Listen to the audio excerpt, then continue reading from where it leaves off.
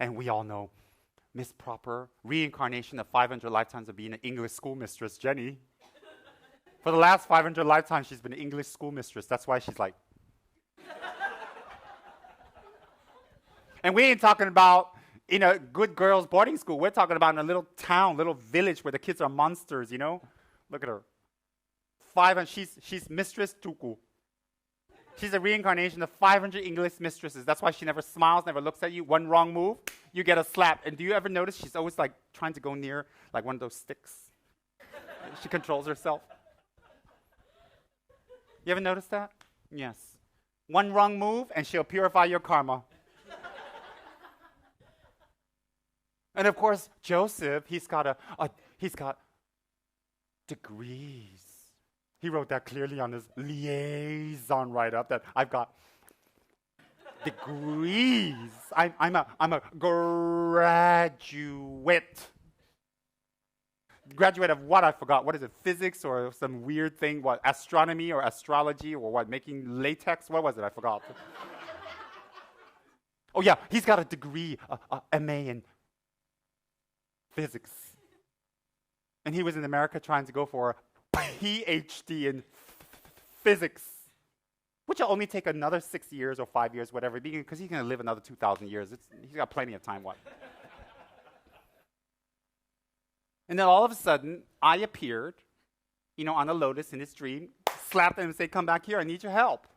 No, that's not what happened. I wrote a lot of nasty letters. You're wasting your time, bad karma. If you keep doing this, you're going to go to hell. No Vajrayana for you. Signed, love you, XXX Tsem Rinpoche. I learned the XXX from Paris. The first time she wrote XXX, I was thinking, I don't love you at all. Why are you Xing me? What is this, some kind of guru sex fetish? I was thinking to myself. I was kind of careful with, 1/4 meter clothes wearer here. Before I came for pujas, I did a special puja to protect myself from Paris. So anyways, he's here. Why is this degree holder here? And don't forget Mr. Kong, of course. The one who sits in the corner real quiet so nobody picks on him. He gives you that, and he even sits in a Kuan Yin pose. He thinks he's sitting in the corner like Kuan Yin, all quiet, and he doesn't look at me, like no confrontational, real. And everything I say, he goes, oh mani pem, oh mani pem, oh mani pem, oh mani pem, oh mani pem, oh mani pem, oh mani pem. Then he won't be picked on? Oh, please. It's all samsara. This one's got a PhD in engineering. Yeah, he's a PhD holder. You guys didn't know that, huh? Yeah, competition. When I say, I swear to God, when I say PhD holder in engineering, his eyes went like this. His mouth is here, but his eyes went, I swear to God, I'm not kidding. Cross my heart and hope to die. He did that just now. It was like this, look. I said, he's got a PhD in engineering. He's like, oh, wait. Can you imagine? Amazing. He's like, PhD. Now he's thinking, oh, crap. Now on the liaison, on the website, I can't write a big deal about it anymore because someone else with a higher degree. Well, why is that PhD holder in engineering sitting here listening to someone with no degree who didn't even finish GED in high school in America babbling away about enlightenment? Because the highest wisdom is the art of destroying self-cherishing mind. That is the highest wisdom. The art of destroying the self-cherishing mind. And if you're interested in that, you're going to work with us. You're going to attend the teachings. If you're interested in happiness, the real way, destroying the self-cherishing mind, you're going to join us. You're going to work with us. You're going to be a cult member. I love it. I love cults. Don't you love it? I always think I'm a reincarnation of Jim Jones or Charles Manson or something. But anyways, whatever. But a different side, without hair and the intense look. But anyways, yeah. And that's what our organization is about. That's what we want to spread. The message of responsibility. Responsibility. The message of prayer for responsibility, meditation for responsibility, tankas for responsibility, offerings for responsibility, zambala for responsibility, teachings for responsibility, actions for responsibility, meditation for responsibility, retreats for responsibility. That's what our group's about, taking responsibility. And if you like that, welcome aboard. If you don't like, escape to Macau.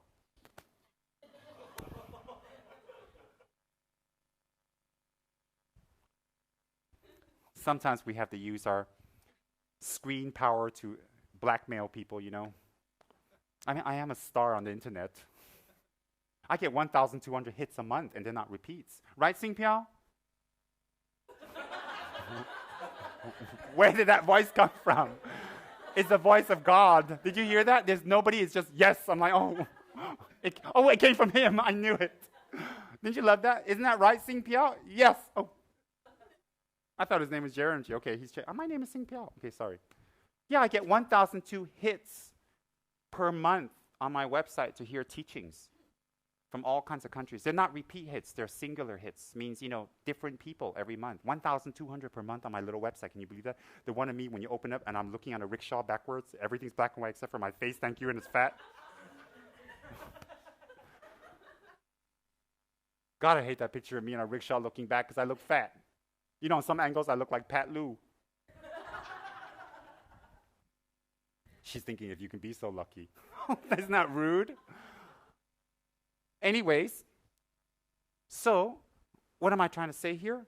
Our group is for responsibility. Our group is to work for responsibility, inner working for responsibility, outer working for giving people the knowledge that you have to take responsibility to be spiritual. You have to take responsibility to be a good housewife, a good house husband, a good lover, a good friend, a good businessman, a good citizen, to be a wonderful Malaysian, to be a good part of this society, to be a good citizen of the world. You have to take responsibility, and that's what Buddhism teaches you. That's what Buddhism teaches. If we're interested, if we like this, and we want to write for it, we want to work for it, we want to donate for it, we want to put our effort toward it, that's what you're doing. You are putting something back to society. In what way? It is intangible, yet the results are fully tangible. Responsibility. Full responsibility. So if you don't want to do that, well, you know what you can do? DHL, Macau. Oh, and by the way, it ain't free. Nothing's free from Paris, nothing. She's a reincarnation of a businesswoman from Arabia. She was one of those Silk Route sellers. She traveled the Silk Route back and forth until one day she got raped by a camel.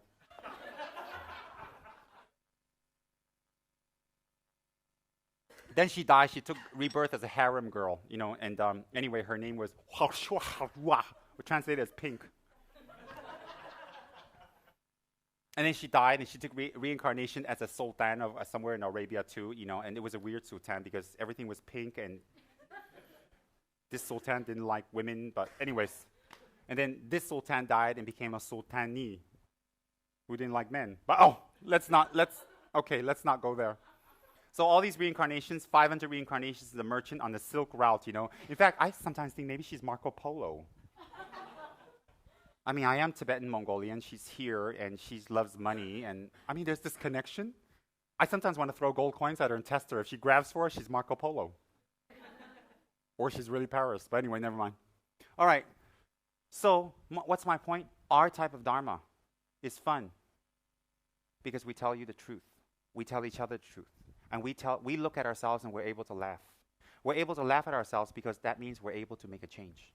If we're not even able to laugh at ourselves and during teachings we're like, is he talking about me? Is it a secret message to me? Oh no, everybody knows it's about me. All right, next life I won't be a schoolmistress.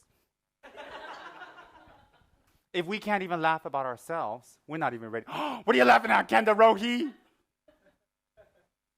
Kenda Rohi's been he's been taking I'm the Kong Suhar emanation, that kind of like, hoping he won't get picked. Well, you know what? I've got my glasses on, I can see you. If I didn't have my glasses on, I would just think you're the blob in the corner, I don't know. Maybe a stack of Indian chapati, something like that. Rude, isn't it? You hear Paris cackling about other people in the corner again, see? Whenever you make a joke about any of her friends, she's cackling away. It's like some witch on a broom. All right, so in our form of Dharma, we take responsibility. In our form of Dharma, we laugh at ourselves. In our form of Dharma, we don't point fingers at others, we point fingers at ourselves. In our form of Dharma, we make jokes about ourselves and we put ourselves down in good humor. Why? Because we do have these faults. And we need to first face it by laughing about it and being light about it, and then finding the methods and letting it go. If we can't even laugh about it, we're so serious and uptight all the time. We're not looking for a way. We're looking to go deeper into our problems. When we're uptight and serious, we're going deeper into our problems. A lot of high Tibetan lamas use humor to break through. Lama Yeshe know that. Why? We have to learn to laugh about our foibles, about who we are and what we are. If we're so serious all the time about it, how do we even let go? How do we? So our form of Buddhism is what form? The form that makes us good citizens. The form that takes, okay, we call ourselves responsibility Buddhists. That's what we are. Responsibility spiritualists, New Agers, whatever you want to call yourself. Why? We take responsibility. We don't blame anyone. We don't point fingers. And then even we don't blame the gods. Some people blame the gods. Why didn't the protector help me? Why didn't the protector do this for me? Why am I this predicament? We just blame. Never ever thinking, hey, you know what? Cause and effect, karma. And then, hey, you know what? Karma's not fatalistic. We got to keep our commitments. We got to keep our samaya. We have to do our sadhanas. We have to do our practices. We have to do our purification practices so that we can alleviate the karma. We can alleviate karma for others. And we think to ourselves, the great lamas like the Dalai Lama work, they do this and do this. They can't blame other people. Hey, if these people don't get what I'm giving them, it's their fault. It's not my fault. Wrong view. Even the Dalai Lama comes across great disappointments of people. You know what he does? He works even harder for other people. Why? He collects the merit for them. You think the Dalai Lama needs to do retreats to dispel his own obstacles? You're wrong. You think the Dalai Lama needs to do practices and sadhanas every day to keep up his meditation so he can be a Buddha? How can you become a Buddha and then maintain your Buddhahood? You don't have to maintain it. Buddhahood is a state of mind you've achieved.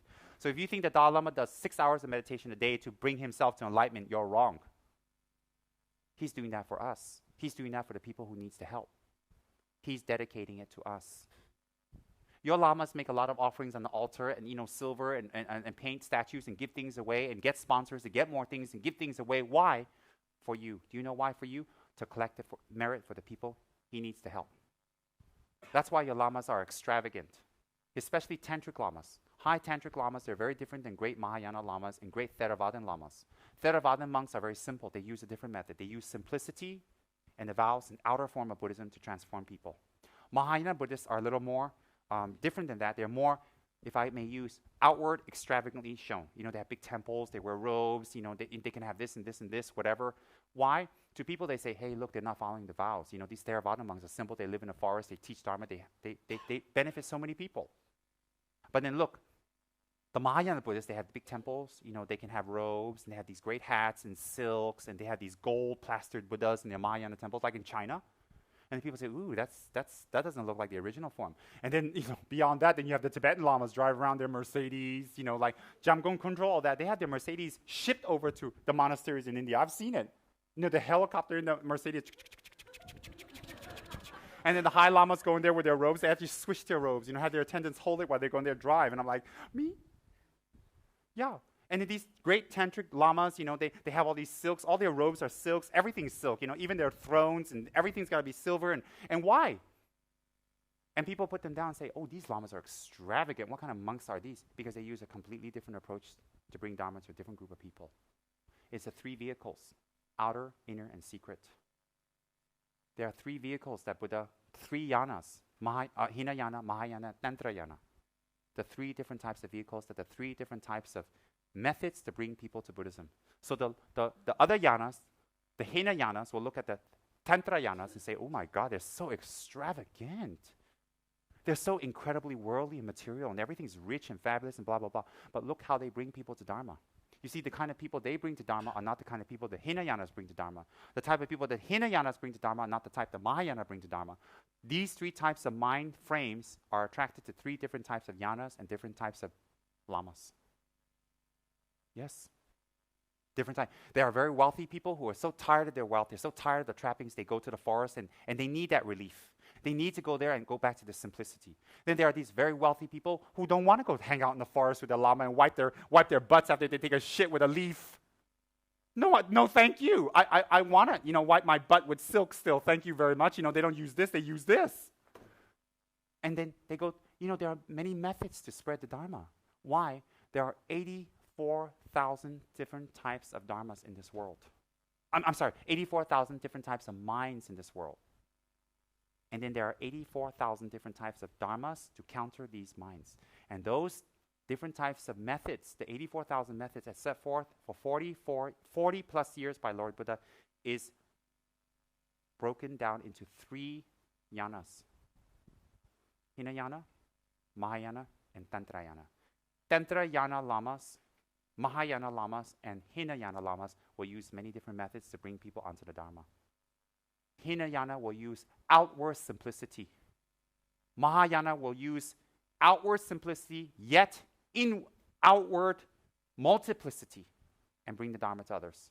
Why? Because the outwardly Mahayanas are very simple. They have a way to eat. It's only vegetarian. They have to wear very simple gray robes. They have to burn their heads. But their temples are outrageous. You look Galaxy. You look Galaxy in Penang. Oh my God, that's a Mahayana's temple. That's bigger than any Tibetan center you can have here. They have, in one room, they have more things worth than our whole center. So you don't say that Tibetans are extravagant with their silver and the Tibetans say, oh, please, go to Galaxy, just see one toilet. They have one toilet with their granite costs more than my whole center. Go see Galaxy. Don't talk about Tibetan Buddhists being extravagant. Hello? I'm a poor church mice here compared to Galaxy. Look at, okay, my center has a 5-foot Tsongkhapa. Look at their 55,000-foot Kuan Yin on the hill. Gold plastered, like gold, like gold as in G-O-L-D, gold. Hello, don't talk about me being extravagant. Oh, some people even say, oh, Tsem Rinpoche is very extravagant. We have to be very careful because people might get the wrong view. Oh, please, send them to Galaxy and then they'll come back here. They'll call me a forest monk. No. Mahayanas use outward simplicity, inward complexity, multiplicity. They join and they spread the Dharma. Tantrayanas, they use completely inward simplicity that's not outwardly manifested, but outward multiplicity that manifests. But Hinayana, Mahayana, and Tantrayana, the goal is the same, liberation. The method is different. So people criticize some of the Tibetan lamas, go ahead. They can criticize all they want. Dalai Lama comes back every single lifetime. Hey, he's got a palace in Tibet called Potala. 13 stories. You know how much money he's got in that Potala? Take a look at his chapels and all his silver butter lamps and gold plated, all that stuff. He's pretty extravagant. Hey, the Dalai Lama doesn't travel around in a little proton. Hello. You see him traveling around one of those stretched limos. Tsem Rinpoche, well, recently it's been different. But for the last 40 years, it's been different. So look at the Dalai Lama with his Potala. Look at Dalai Lama with all his silks and all his entourage. Hey, if you want to book him over, you got to book over about 40, 50 people on his entourage, first class. Tsem Rinpoche, you can get him a ticket on a ship, see you in 3 months. You got attendance, raise your own funds. Too bad. Oh yeah, what about that? What about His Holiness, Do you think His Holiness travels in economy class on Air India? I don't think so. Well, why doesn't he go to hell? Why does his reincarnation keeps coming back better and better and extremely wonderful and fabulous? Because he has inner simplicity, he's not attached. He uses the outer trappings to bring Dharma to this certain type of people. That's why. It's not what you have on the outside. But don't let me use that as an excuse to have everything on the outside and say I'm simple on the inside. You observe people's action and what they do and what their direction is and their consistency year after year. If year after year after year their focus is Dharma, Dharma, Dharma, Dharma, Dharma, Dharma, Dharma, Dharma, don't look at their outer trappings. Look at them inside. So don't look at a teacher's outer trapping. Don't look at your outer trappings. You look at inside the simplicity. Whether you're Hinayana, whether you're Mahayana, whether you're Tantrayana. It's not a matter of the factor of what you have or how you manifest your Dharma. It's the people you need to touch. It's a type of mind stream you need to reach. It's the type of people you need to involve. And therefore your manifestation on a different world. Your manifestation meaning, not a magical manifestation, meaning your method will be different. So that's why someone like His Holiness who has so much wealth, someone like a holy Thai monk in a forest, these two are equal. Why? Their intention is liberation and their inside is renunciation. And their goal is nirvana. No difference. No difference at all. It is the compassion of the teacher to live harshly in the forest or the compassion of the teacher to live harshly within wealth. Both is harsh because with wealth comes criticism. With wealth comes doubt. With wealth comes problems. With wealth comes the income tax. All right? In a forest comes mosquitoes, snakes, people looking for you, no food, rain, weather, ghosts, hantus, Your mosquito net has a hole, and then you see a major mutant mosquito coming by. I mean, there's a lot of problems in a forest. Teachers have to put up with problems whether they're in a forest in a distant area of Thailand, or they have to put up with a very concrete jungle forest in the middle of Kuala Lumpur. What's the difference? Whether the Lama is walking through the forest or driving in a Mercedes across their forest, what's the difference? Either way, you suffer if you want to help others. There is no difference. The simplicity is not on the outside. The simplicity is on the inside. The simplicity is not how the Lama manifests. The simplicity is his renounced mind that wishes to benefit others through many incredible methods to attract the different types of people. If the forest tradition was so popular, you'd see a lot of forest monks in Kuala Lumpur. Think about it. Have you ever heard of a forest monk from Thailand hanging out in Malacca National Forest? We all go there and get teachings from him in the middle of the forest with mosquitoes. Sorry, remember him? Think about it. We can keep him there as an official mosquito repellent. He'll be slapping the monks. Sorry. Think about that. There's no difference in how the Lama manifests. And some Lamas, as you're going to read in the book I gave you, is really controversial. They have sex with everybody. They do everything wild and crazy. You may think, what is that about? What kind of Dharma is that? Because they will attract that type of people. So for people who have a low mind, they will say, no, that's wrong. For people on this type of background, they'll say that way is wrong.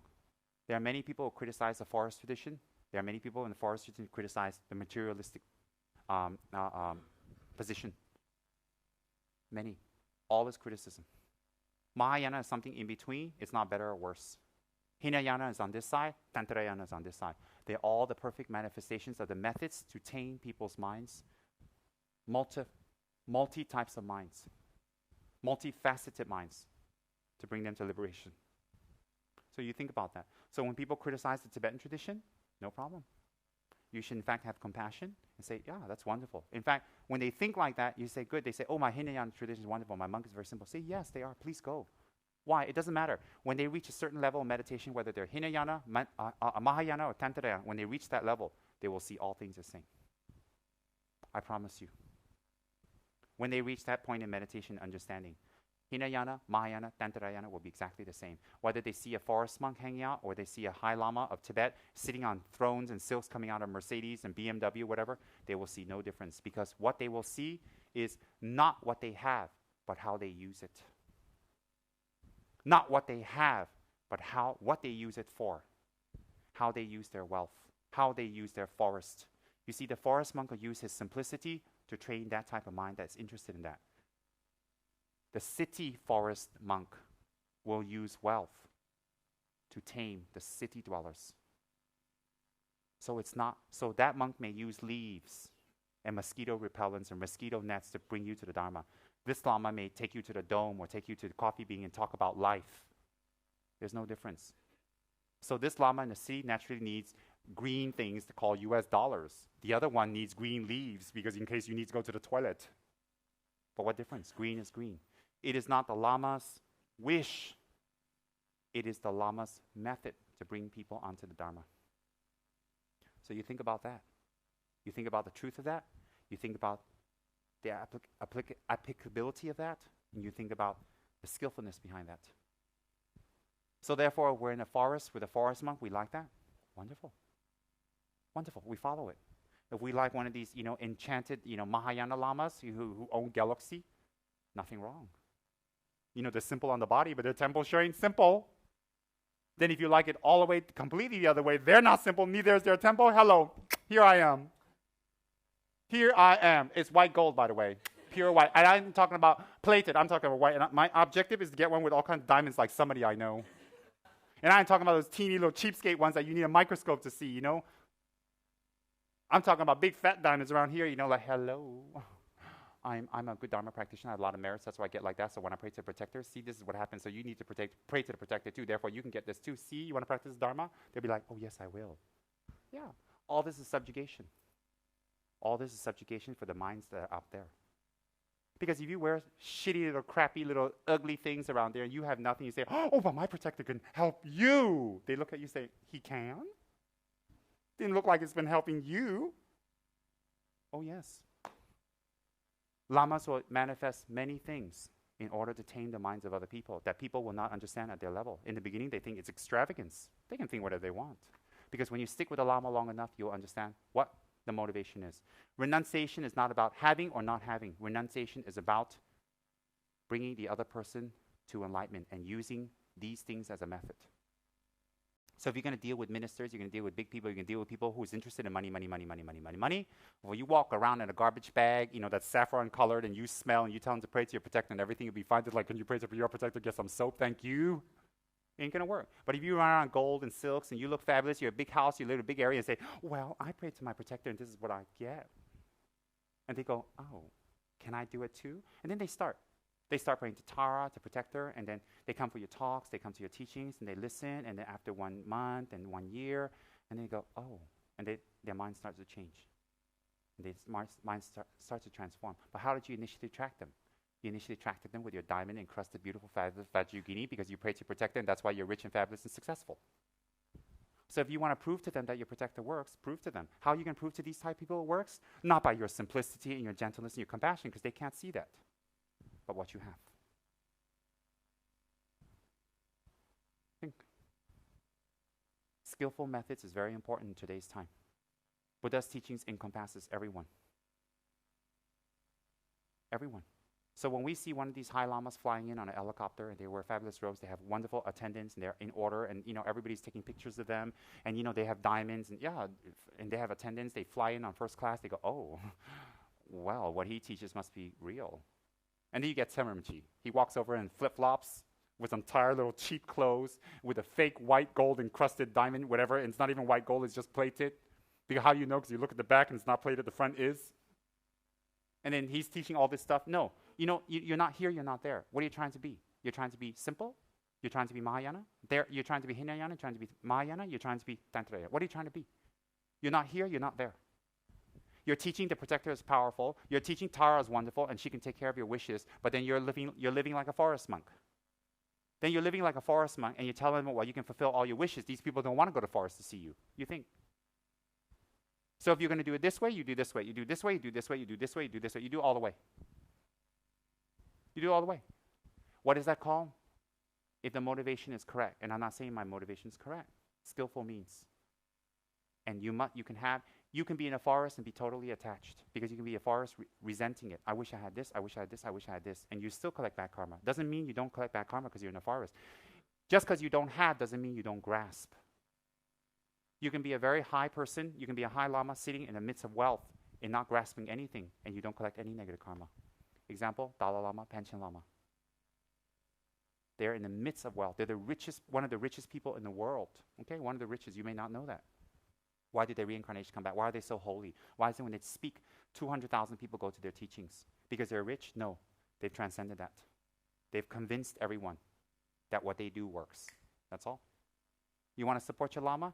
Do your practices. You want to support your Lama? Hold your commitments. You want to support your Lama? Attend Tok. You want to support your Lama? Attend Miktsema. You want to support your Lama? Attend Manjushri class. You want to support your Lama? Donate your money. You want to support your Lama? Do your work sincerely. You want to support your Lama?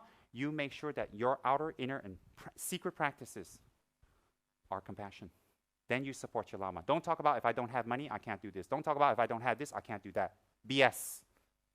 Support your Lama by yourself, do your own efforts in every way you can. That's how you support your Lama. Don't say only, because if you say, if I have this, then I will do it. If I have this, I'll do this. If I have that, I'll do this, Lama. Then you're not supporting your Lama. You're giving conditions. You're saying that you have more wisdom than your Lama. You're saying you have more intelligence in your Lama. And that's the message you send to people all around you. You are smarter than your Lama.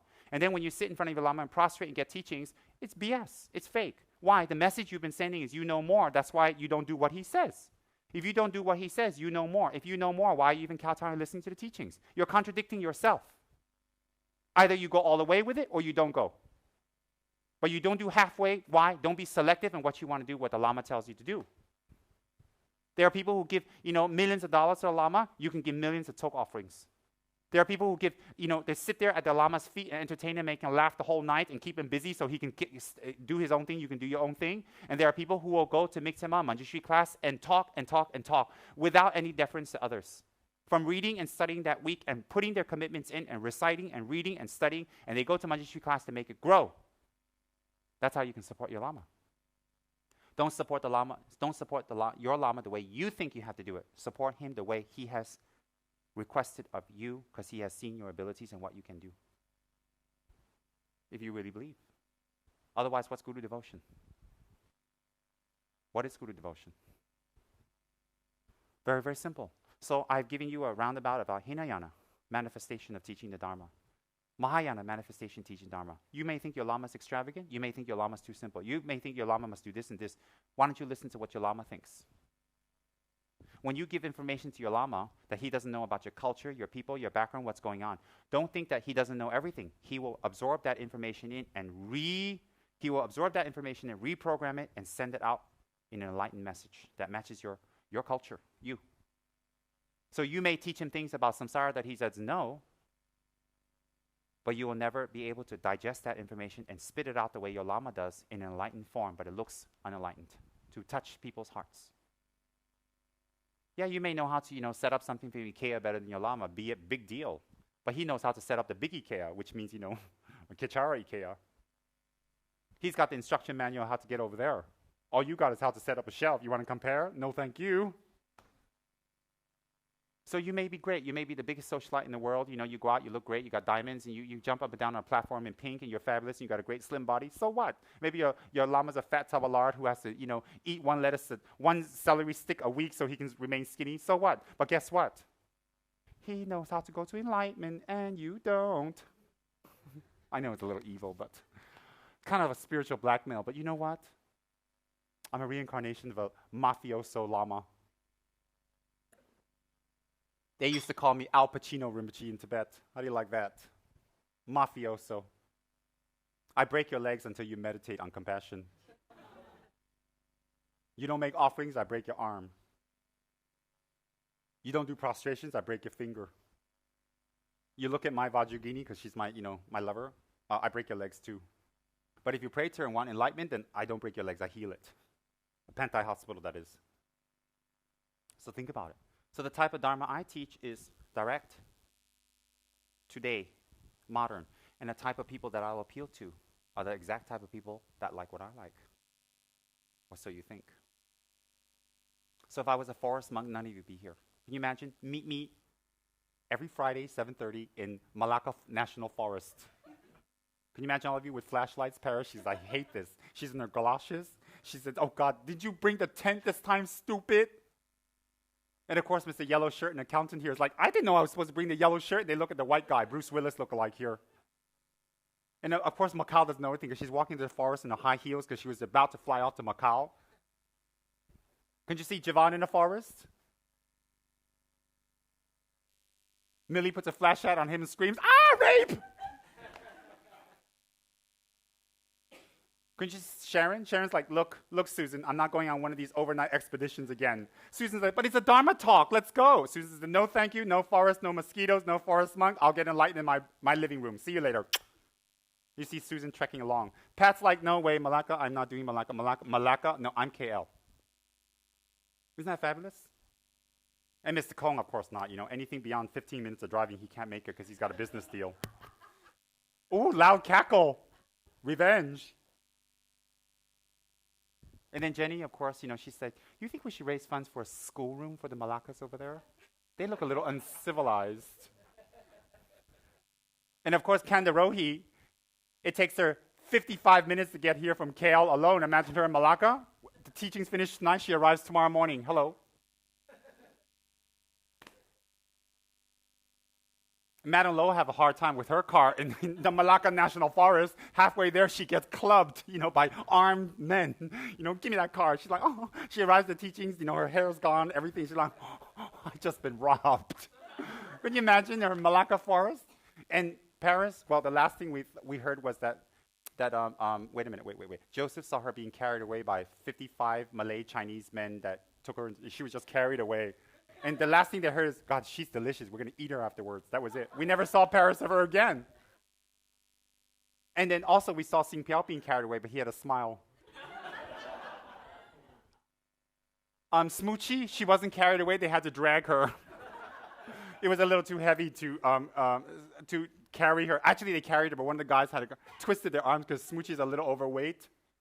So they dragged her across, that was the last thing we saw of her. And Bruce Willis showed up with,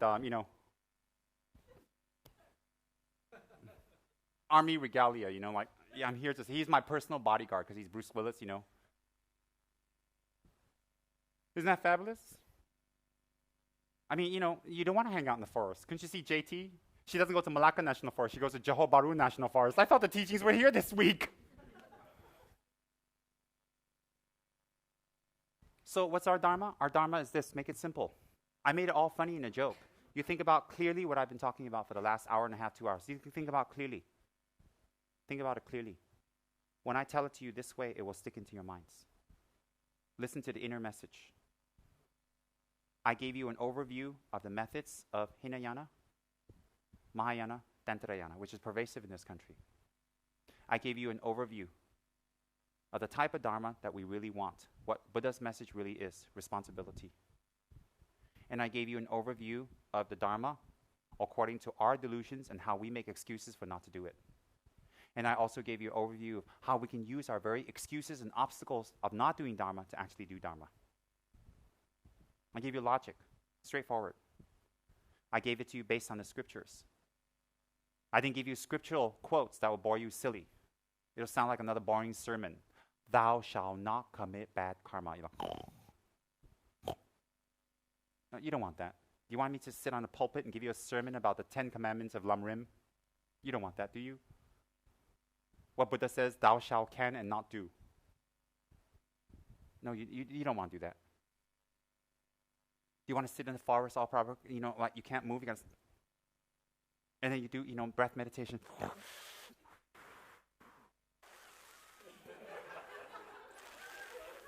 I don't want to do no forest breath meditation. It's fabulous, but it's not my way. Isn't Tantra fabulous? You visualize Vajrayogini, she's dancing in the sky, she's red, she's got a beautiful body, she's fabulous. She goes into union with her consort, Hiruka, and then, you know what it is? The difference is one is desire, you're attracted to that. You want to see Hiruka and Vajrayogini go into union. You love it.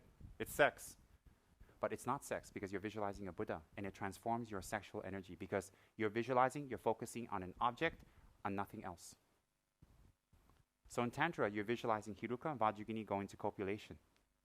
They're going to copulation, and they're joining. That's Hiruka right there, right below Yamataka on the left. They're going to copulation. And they have 12 arms and 4 faces, and it's passionate, and they're embraced, and they're dancing in the sky in great bliss. You see, when you visualize that, it attracts you. Why? You all like sex. Everybody likes sex. Everybody's attracted to it. Everybody loves it. You mention sex, everybody's attention is there. You mention sex, Paris is there. She's the only Buddha, when we make a tanka for her in the future, we just say, Om sex, Om pe, she's appeared. She's the only tongue that talks. Yeah. I wouldn't laugh too loud, Mr. Accountant. You ain't exactly Virgin Mary. Evil, huh? I love it. But yeah. So what's the difference if you want to develop concentration and stillness of the mind? Concentration of the mind means you focus on one, and your focus is penetrated. If you use Hiruka and Vajrayogini, dancing in the sky, copulating, having 64 arts of love, in Karma Sutra doing whatever, or you visualize your breath, and you get concentration. Either way, your point of focus is nirvana, awareness. You can gain awareness through tantric practices, visualizing Yamataka in union with his consort, Dorjiro Lama. You can visualize Hiruka and Vajrayogini. You can visualize Kalachakra and his consort. You can visualize Dhammema and Hevajra. You can visualize these tantric deities going into union, ecstatic and blissful, carrying weapons of war, very fierce, their arms flailing and dancing and moving, and they're emitting very powerful sounds, and they're amidst psychic fires being burning delusions, illusions, samsara, and they're dancing in the sky, and you visualize them. And you visualize the tantric process, and you visualize the winds and the drops and the bindus in their body moving up and down, blessing your body, opening up your channels. And you don't think about your mother, you don't think about your dog, you don't think about your brother, you don't think about your boyfriend, you don't think about sex, you don't think about your job, you don't think about tomorrow, you don't think about yesterday, you don't think about you're happy, you're unhappy, you don't think about your legs, you don't think about anything, you visualize Hiruka and Vajrayogini jump up and down. And you just focus your mind. And then today you can do it for 1 minute, and you go back to your dog. Then tomorrow you can do it 2 minutes, you go back to your dog. The next day you go to 3 minutes, you go back to your boyfriend. The next minute you do 5. And then after 1 week, 2 weeks, keep doing that. You can visualize this 10 minutes, 15 minutes, 1 hour, 2 hour, 3 hour. Then you see your mind calm down, and then you see your awareness grow. Because awareness not comes from the object you meditate on. It comes from meditation, full stop. So for people who are, hey, I can't do this, I can't do that, I can't do that. Okay, send them to the forest and meditate on breath. on the breath. For people who say, hey, look, I'm not into the breath crap because I'm bored silly. I don't want to go in the forest. The only thing I'm meditating on is the mosquitoes sucking my blood out.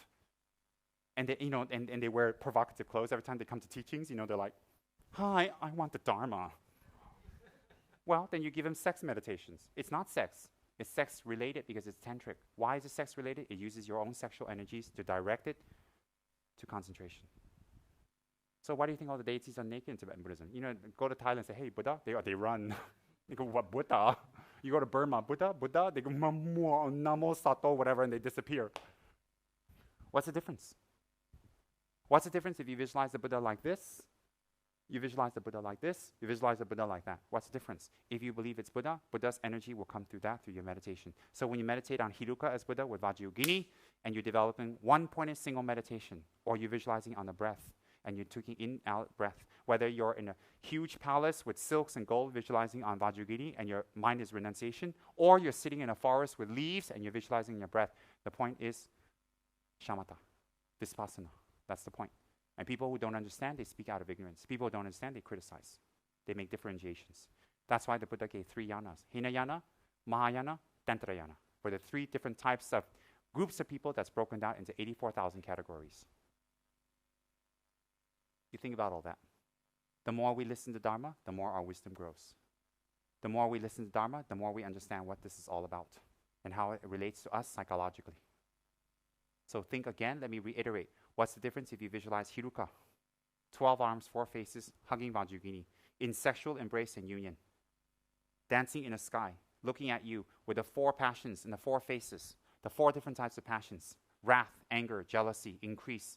With 12 arms representing 12 interdependent links of samsara. With 2 legs representing the 2 types of truths. Hugging emptiness, Vajrayogini, in full embrace and sexual embrace. Why is it sexual embrace? From the father and mother embracing and procreating, the son or the daughter of the Buddha is created. From compassion and great bliss. From compassion and wisdom, father and mother. Join comes the son and daughter, which is the Buddha, ourselves. So meditation upon them, the copulating couple of Vajrayogini and Hiruka, doesn't produce more sex. You in fact transform your sexual energy into that of a Buddha because you're using the most powerful energy you have in you, sexual energy, into that of an enlightened being. And at the same, how? By awareness, by pure awareness. So you can visualize Hiruka and Vajrayogini dancing. Visualize them perfectly within their mandala, their form, their fingers, what they're carrying, what they're holding, and not just one part. Everything simultaneously, perfectly. You can visualize their body, their hands, their gestures, realistic and real. You can see when you can see their eye, you can see their feet. When you see their feet, you can see their arms. When you see their arms, you can see what they're holding, their implements. And then at the same time, not only holding their implements, you know the meaning behind the implements. You know what the implements represent and what they mean and how they relate to you and what you're supposed to purify in the implements and how they move their hands. And even when they hug Vajrayogini, why Vajrayogini is hugging, what her color, the psychological disposition her color has on your mind and transformation of your mind. And even the way she hugs and embraces her consort, Hiruka. And at the same time, the flames that come out. Why? Why the flames come out? How they affect you. So you know the meaning, the visualization, the detail, the psychological disposition, the function, and at the same time, your mind doesn't leave that focus. Oh, that's meditation of the highest tantric degree. What's the difference? If you sit in the forest, no distractions, and you meditate on your breath. Either way, you gain the power of awareness. And when you gain the higher levels of awareness, the 5 types of clairvoyances come forth. Whether you meditate on your breath or you meditate on Hiruka, the 5 types of awarenesses come forth to you. What's the difference? So some people like this, and they do it this way, and they become light in this way. Some people like the forest. What's the difference? When you know Dharma well, you fold your hands to all 3 traditions, all 3 types of lamas, all 3 methods. When you don't know the method well, you fold your hands to one, you criticize the other 2 or 1. And if you don't have the knowledge, you just tell people, oh, well, they have their own way, they have their own way. You don't have the knowledge to explain because you don't listen to Dharma. Why? You're preoccupied with sex, with work, with money, with family, with this and that. So you don't listen to enough Dharma to explain to anybody, to bring anybody to the Dharma. Because you don't listen. You don't make the time. Listening to Dharma is very important. And sometimes we think, oh, well, I heard this before. Yeah, you have heard it before. But each time you do your sadhana, you do your prayers, you do your commitments, each time you hear the teachings, a different level will open up within your mind. The teachings have many levels. And you're only able to hear a certain level according to your karma. So the Guru may teach you the same thing. What you heard 10 years ago, what you hear now will be different. It may be the same thing. So don't underestimate. Don't ever say, oh, these teachings are simplistic. These things are very easy. This. Oh, I want more. You're silly when you say that. Why? You're presupposing you know more than your teacher. So if you know more, why do you even study with your teacher? What for? So I've heard that before. I don't want that subject before. Silly. You check yourself if I mastered that subject. Not in knowledge, in practice. If you haven't, keep listening, because you'll get other angles. So there's no difference in the practice of Tantra, Tantrayana, Mahayana, of the beautiful Chinese tradition. The Chinese tradition is Mahayana based. The Tibetan system is Tantrayana based. I didn't say only Tantrayana. In the beautiful traditions of Thailand and Burma, the southeastern area, Laos, all that is Hinayana based. All come from the one source, Buddha. All one source. And the way they manifest is very different because they benefit different types of people, different types of being. So you pick what you want your Lama to be. If you want your Lama to be in the Tantrayana tradition and teach people tantric way, so-called inverted tantric way, well, you make sure he has everything. He has money to give, he has things to give, he looks wealthy, he looks good, he has everything to give away. Don't try to say he's a tantric guru and give tantric methods and then he's living like a forest monk there begging for money on Bukit Bintang.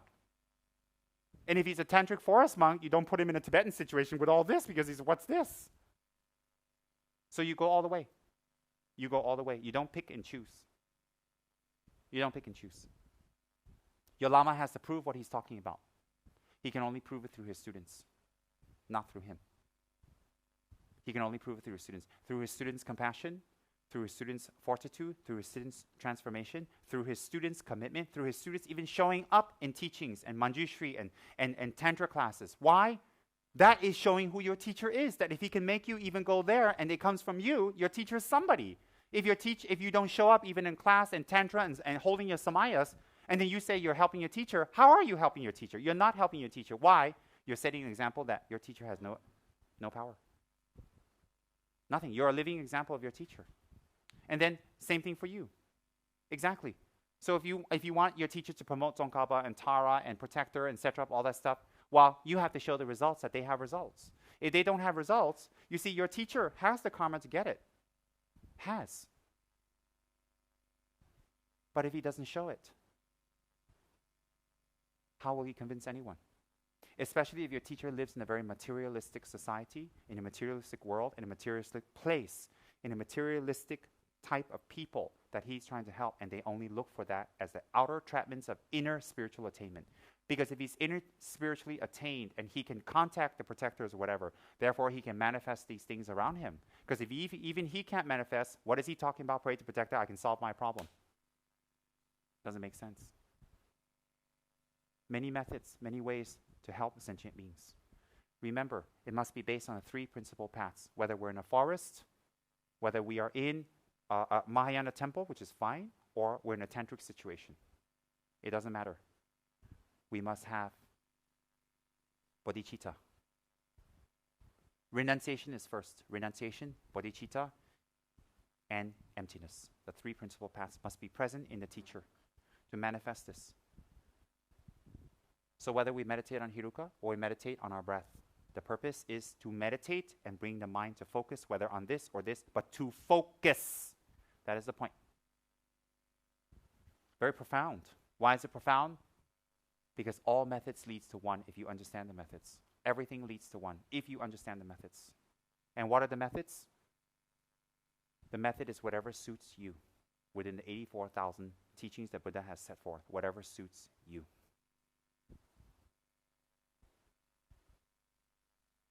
So knowing that, we should have a motivation. Knowing that, we should have the motivation. I will listen to this Dharma talk in order to open my mind, and I will expand my mind to understand my mind. I will open my mind for this. Now I'll do the preliminary prayers for our Dharma talk. What I've been talking about just now is motivational.